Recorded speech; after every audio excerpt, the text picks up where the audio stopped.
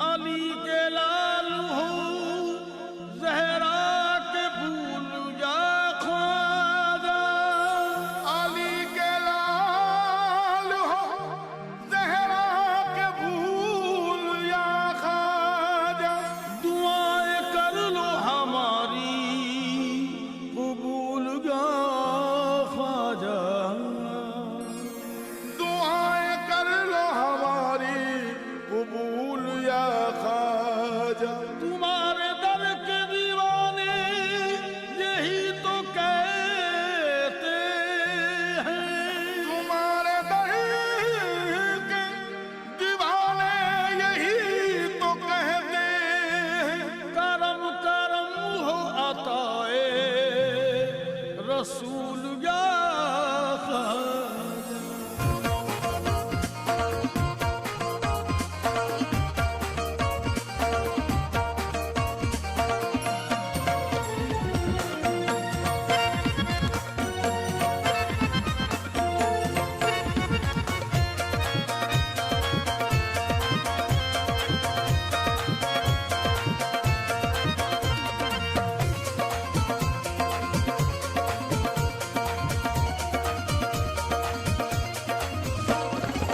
खुल करम का दरवाजा। खुल करम का दरवाजा।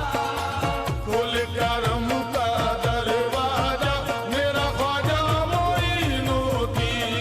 या सैयद पीर गाजी जलालुद्दीन सरकार जी आपको कुछ ऐसा बताता आएंगे कि सरकार की दरगाह जी या सरकार यहाँ कब से या पर्दा हुए या बाहर से आए हुए।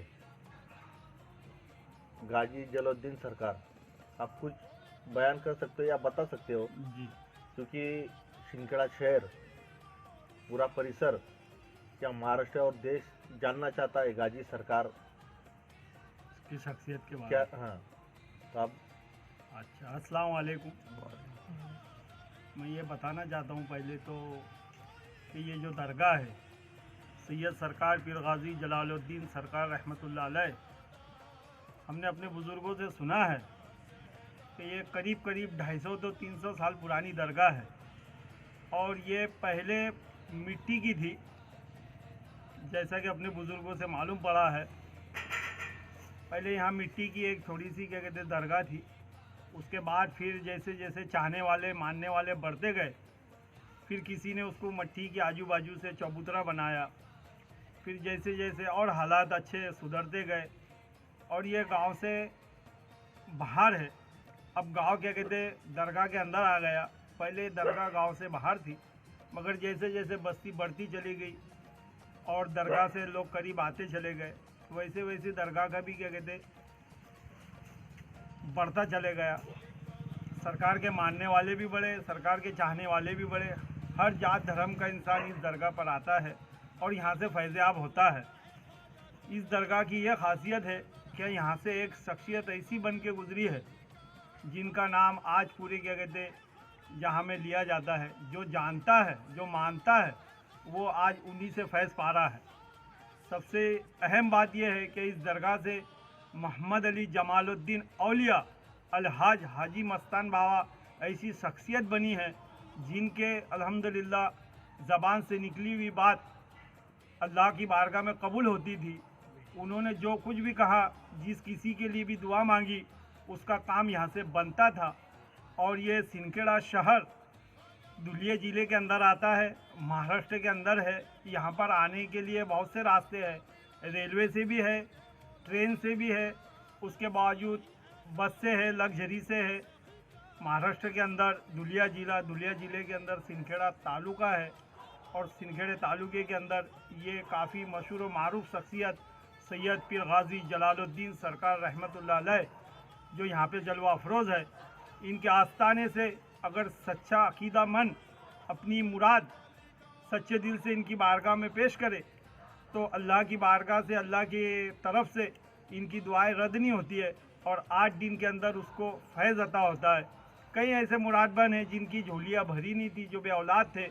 मुहर्रम की 8 तारीख मुहर्रम की 5 तारीख को उर्दू इनका क्या कहते हैं रात को 11 बजे के बाद गुस्ल शरीफ होता है, खिदमत होती है। उसके बाद मुहर्रम की 8 तारीख को इनका 8:10 को संदल चढ़ाया जाता है और मुहर्रम की 9 तारीख को इनका क्या कहते हैं उर्स मनाया जाता है।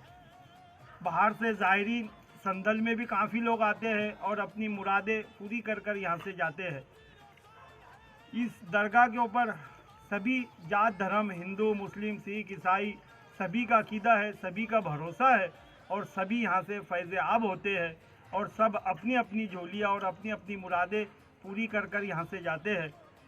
ये किसी तारीफ़ के मोहताज नहीं, क्योंकि ये सैयद है और सैयद किसी तारीफ़ का मोहताज नहीं और सैयद किसी सिलसिले का मोहताज नहीं, क्योंकि ये आले रसूल है और आले रसूल की बारगाह से जब भी आप दिल से मांगोगे अल्लाह उनकी दुआएं, अल्लाह की बारगाह में उनकी दुआएं कबूल होती है और यहाँ पे आने वाले जितने भी ज़ाहिरीन हैं वो सब फैज़ आब होते हैं।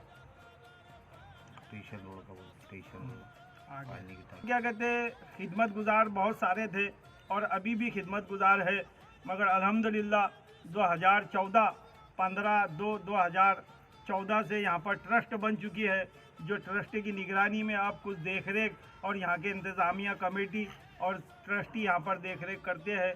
जो भी यहाँ पे क्या कहते हैं आने वाले बाहर के ज़ायरीन हैं उनका सोने का भी इंतज़ाम है, उनके संडास पेशाब का इंतज़ाम है। अगर कोई मन्नत मुराद वाला बाहर से आता है तो उसके लिए यहाँ सोने का भी इंतज़ाम है, उसके लिए यहाँ ओढ़ने बिछोने का, संडा बाथरूम का भी इंतज़ाम है। ट्रस्ट की ओर से ज़ायरीन खिदमत करते रहते हैं और आने वाले ज़ायरीनों के लिए ये दरगाह हमेशा खुली रहती है। यहाँ पे इस दरगाह को कभी कुलूप नहीं लगता। आने वालों के लिए दरगाह 24 घंटे खुली है। लोग यहाँ से फैज़ आब होते रहे और इंशाअल्लाह होते रहेंगे। तो मेरी ये सभी से गुजारिश है कि इस दरगाह से एक मर्तबा इंशाअल्लाह कोशिश करें और फैज़ आब होए। मिसाल के तौर पर यहाँ पे हर बीमारी का इलाज किया जाता है और किसी भी बीमारी के इलाज के लिए किसी से कोई मुआवजा या कहे कि नजराना या किसी शक्ल सूरत में किसी से कुछ नहीं लिया जाता। बिल्कुल बताए हुए हाजी मस्तान बाबा ने बताए हुए तरीके से यहाँ पर हर आने वाले की बीमारी को अल्हम्दुलिल्लाह सरकार के फैज़ाने आस्ताने से फैज़ आब होते हैं और किसी से किसी तरह का कोई मुआवजा, कोई नजराना और कोई क्या कहते हैं दक्षिणा के तौर पर भी किसी से कुछ लिया नहीं जाता। बिल्कुल मुफ्त और मुफ्त इलाज किया जाता है। बड़ी से बड़ी बीमारी हो सरकार के आस्ताने से उसको शिफा अता होती है। किसी तरीके का कोई किसी से लाभ लोभ नहीं लिया जाता और ना किसी से किसी तरह की कोई उम्मीद रखी जाती है। बस सरकार का फैज़ है और बुजुर्गान दीन की चौकट का फैज़ आम है जो दुनिया तक हमको पहुंचाना है। अल्लाह बुजुर्गान दीन की दुआओं के सदक़े हर आने वाले ज़ाहिरीन की और आने वाले मुरादबन की मुरादों को पूरी करे और मोहम्मद अली जमालुद्दीन औलिया का जो मिशन था हाजी मस्तान बाबा का कि सरकार का फैज़ आब बढ़ता रहे, सरकार के चाहने वाले बढ़ते रहे, इनके आस्ताने से दूर दूर तक लोगों को फैज़ मिले, क्योंकि यहाँ हर बीमारी का इलाज किया जाता है और किसी से कोई इसके बदले मुआवजा या पैसा नहीं लिया जाता। फ्री में इसका इलाज किया जाता है। और यहाँ पर खिदमत के तौर पर है विष्णु भाई जैसा कि जो लोबान करते हैं शाम की वक्त का और असर के वक्त में भी लोबान होता है और इशा की नमाज के बाद भी लोबान होता है। 2 वक्त सरकार का लोबान होता है। लोबान के अंदर ही क्या कहते हैं काफ़ी सारा फैज़ अता हो जाता है और आने वाले जितने ज़ाहिरीन हैं वो अपनी अपनी मन्नत मुराद यहाँ से पूरी करके जाते हैं। और कुछ याद सरकार का तो सभी लोग करीब सकाळी